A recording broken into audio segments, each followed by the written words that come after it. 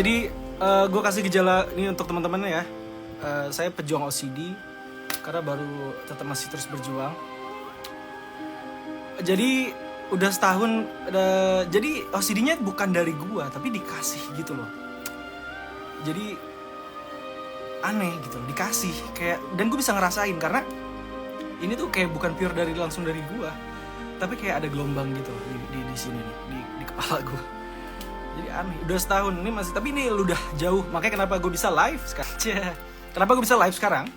Karena itu dia, maksudnya progres gue untuk bisa berkarya lagi, bisa untuk ke depan lagi, ya lebih ada kemajuan gitu loh. Tapi ibarat ini kan cuma sekedar informasi aja. Kalau misalkan ia pun selesai OCD-nya, terapinya selesai, nggak akan langsung keluar teman-teman. Kita santai dulu, rehab dulu, kita istirahat dulu gitu. Iya gitu. Makasih teman-teman.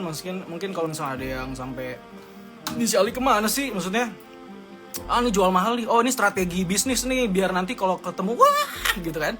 Maksudnya ya gue nggak peduli deh gitu-gitu ya. Yang pasti di sini gue cuma punya informasi bahwa kalau gue langsung yang ngomong ya gue kena OCD dan gue harus punya terapi beberapa tahun, setahun lebih. Makanya gue kenapa harus putus di Kajian Cinta atau project yang kemarin di sinetron. Jadi ya harus di sini, nggak usah kemana-mana. Dan gue OCD itu terakhir kelas 2 SD. Kelas 2 SD, ya maksud gue udah bodo amat, udah gue lupain. Dan benar-benar hilang setelah itu, gue kayak bodo amat gitu dan hilang. Dan ternyata OCD-nya itu lebih takut sama jiwa anak-anak itu gitu daripada gue yang sekarang. Nah umur 25, balik lagi, ketemu lagi. Ketemu lagi. Dan dia nih ingin ngeubah seolah-olah gue nih seorang pembohong. Ini kayak imposter juga. Gue tuh kayak pembohong, ngobrol apapun kok gue kayak nipu orang ya. Padahal gue ngungkapin sebuah kebenaran gitu. Tapi kayak dibikin apa ya? Diinduksiin untuk inilah hal yang lebih nyaman kali ya. Jadi induksi apa namanya? Rileksnya tuh diarahin ke rileks yang gak baik. Aneh. Yang dimaksud obsesif itu biasanya pada pikirannya dia. Jadi ada mendadak ada pikiran yang masuk yang dia tidak kehendaki, itu masuk dengan sendirinya. Dan ini berulang sehingga mengganggu dia dan kadang-kadang tidak rasional, tidak bisa masuk akal. Itu obsesi. Nah, kalau kompulsi itu perilakunya. Perilaku ini sebetulnya bertujuan untuk mengurangi atau menghilangkan sama sekali pikiran yang obsesif tadi.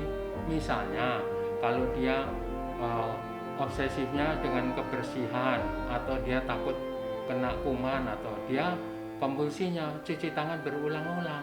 Nah, yang bersangkutan ini sadar bahwa yang dia lakukan ini tidak betul, tapi dia tidak bisa menahannya. Oleh karena kalau dia tidak melakukan ini, dia merasa cemas, kadang-kadang dia merasa depresi, merasa tidak nyaman. Tapi akibat adanya obsesi kompulsif ini, dia dalam fungsi sosialnya juga terganggu, dalam pekerjaannya terganggu. Oleh karena apa?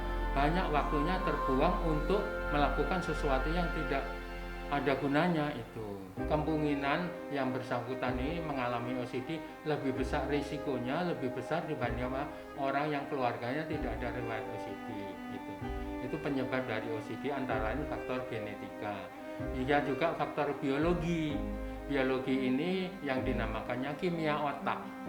Oleh karena sel saraf satu sama lainnya itu dia tidak bertemu langsung, tetapi melalui bahan kimia yang dalam bahasa ilmiahnya neurotransmitter. Ini seperti air aki, jadi pol positif dan negatif nggak boleh ketemu supaya tidak korsleting. Nah, pada otak ini, kimia otak ini yang berperanan dalam hal ini adalah serotonin dan norepinefrin ini. Kalau serotoninnya dia rendah, nah kemungkinan dia terjadi gangguan OCD lebih besar dibanding mereka yang serotoninnya normal.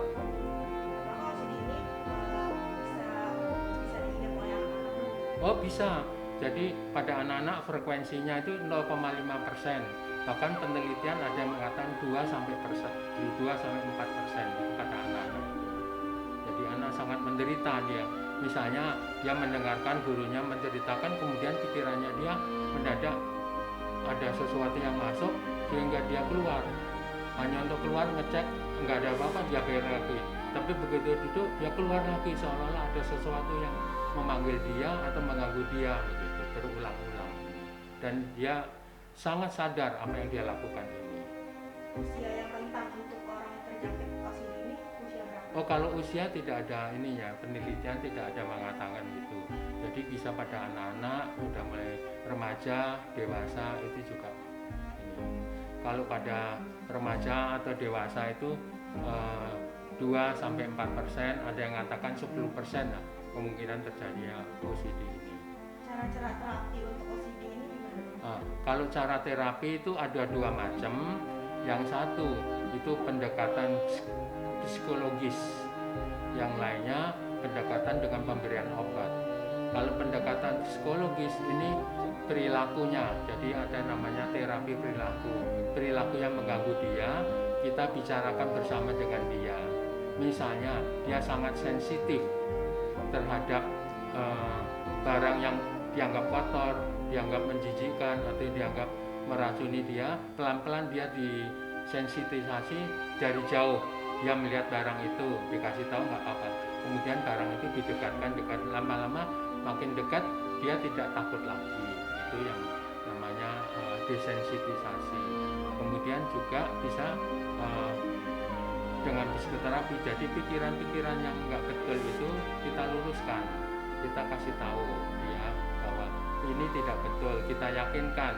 Kalau dia nggak ini kita ulang lagi. Jadi kita harus sabar, oleh karena pendekatan kejiwaan ini tidak bisa sekali 2 kali, harus beberapa kali sampai yang bersangkutan menyadari betul iya ya, yang pikiran yang masuk, perasaan yang masuk atau yang mengganggu saya nyatanya ini tidak ada sebetulnya. Gitu. Kemudian kalau obat-obat yang saya tadi katakan yang bisa meningkatkan atau menjaga agar kadar serotonin di dalam otak ini tetap tinggi, tetap bagus, terkontrol, orang yang OCD kita harapkan pelan-pelan akan hilang. Ini jujur ya, gue tau Ali itu memang introvert, dalam arti kayak gini.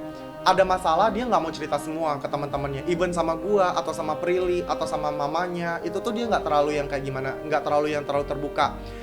Orangnya suka berpikir berputar-putar di pikiran dia sendiri tuh kadang-kadang Ali kayak gitu loh. Jadi ya itulah makanya butuh suggestion orang. Jadi maksudnya butuh pendapat orang gitu loh. Dalam arti kayak jangan dipendam sendiri, jangan mengambil keputusan sendiri. Jadi tuh gue selalu bilang kayak lu nggak mesti harus gue sih sahabatnya Ali. Dalam arti kayak lu ada punya sahabat yang benar, yang support lu memang 100% dari hati, lu sharing ke dia gitu loh. Jangan segala sesuatu dipendam gitu loh. Karena gue tahu banget penyakit OCD itu tuh, bukan gue tahu banget sih, dalam arti kayak karena gue pernah membaca penyakit itu tuh mungkin ada masalah dengan lingkungan juga gitu loh. Psikis yang terjadi ketika orang tersebut tuh mungkin merasa dilecehkan atau merasa diejek, merasa dihina gitu loh.